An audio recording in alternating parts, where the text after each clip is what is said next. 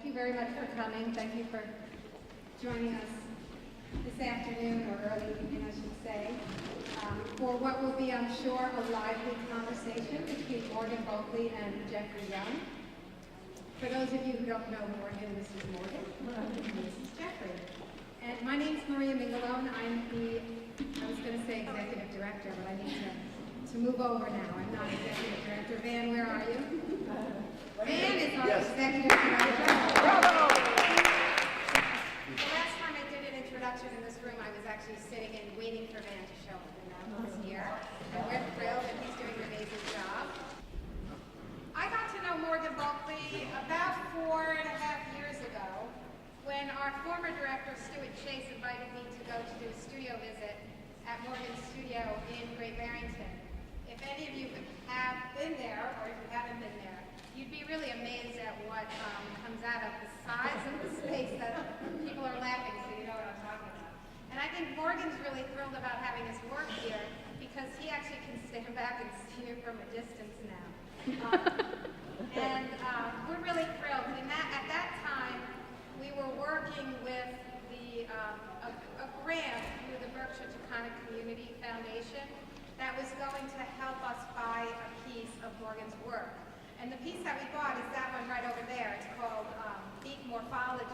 Wonderful. And the reason that we selected that piece is because, and the reason that we actually were interested in Morgan's work was the way in which he is so integrated with the vision that we have here at the museum that has to do with the integration of art and natural science, and also just the understanding and the idea that art making and also science, they're really not very different endeavors. They have a different outcome. And the appreciation for the natural world as well. And so Morgan really exemplifies that. And I think it's really interesting that if you look at his work, the birds are the really most naturalistically rendered subjects in his paintings.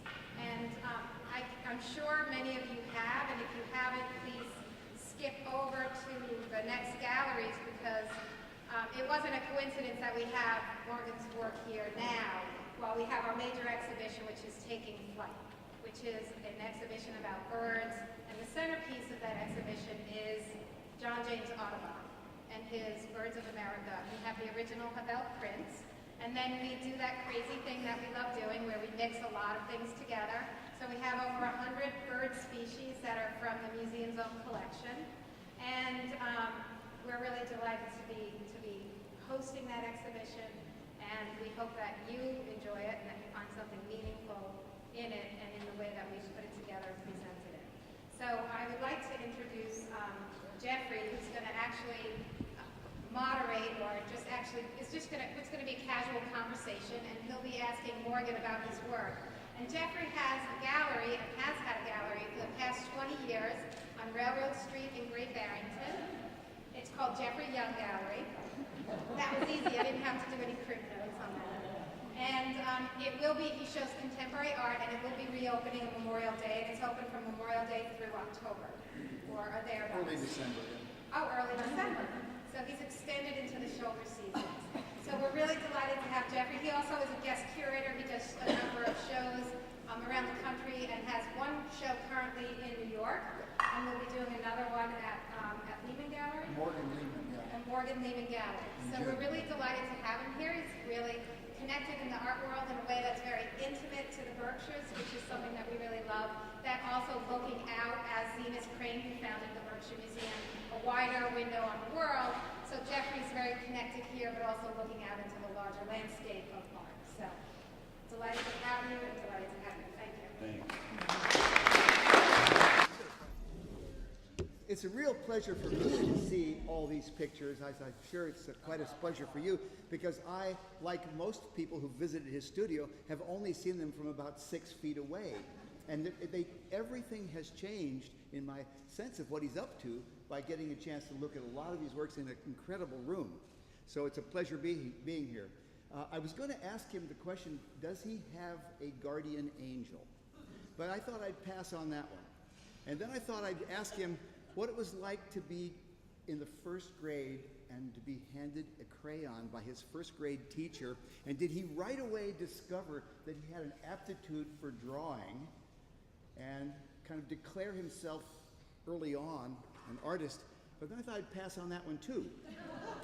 But the one I really am interested in, I've known this guy a long time and I've never asked him this question.